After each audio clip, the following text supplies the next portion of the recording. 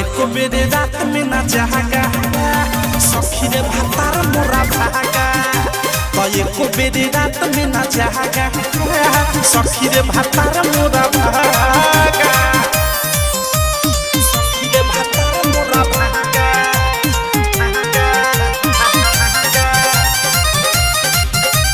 सखी रे भातार मोरा भागा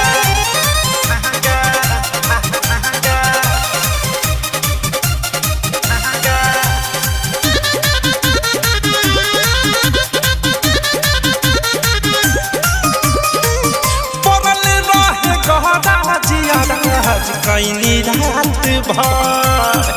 साझे आके सूत गई बंद करके घर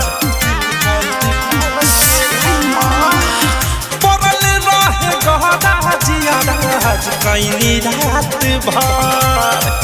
साझे आके सूत गई बंद करके घर सखी रे तंग भैनी तब उनका लंग गईनी धीरे धीरे जाके उनका कोरा में उठा गईनी घुंघटा उठा के अपन देह कैनी लागा तो एको बेरे रात में न जागा सखी रे भातार मोरा भागा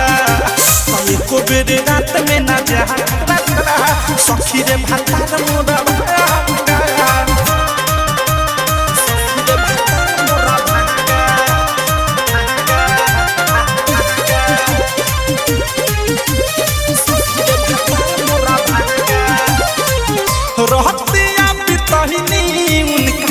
सोझा में पैठ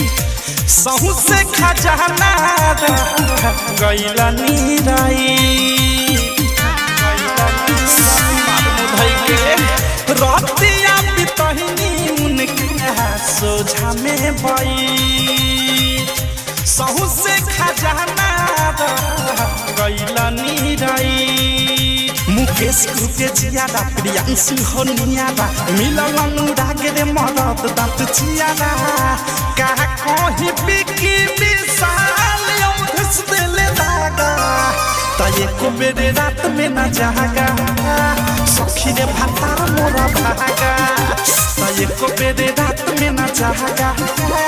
सखी रे मरद मोरा भागा रहुए सुहा के रात गहिनी छछन रे उखी न बिखी न हो गईले मन रे कहा जाने कैसन उनका रे लागा कहा जाने कैसन उनका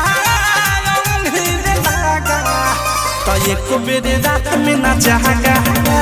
सखी रे भातार मोरा भागा तो एको बेरे रात में ना जागा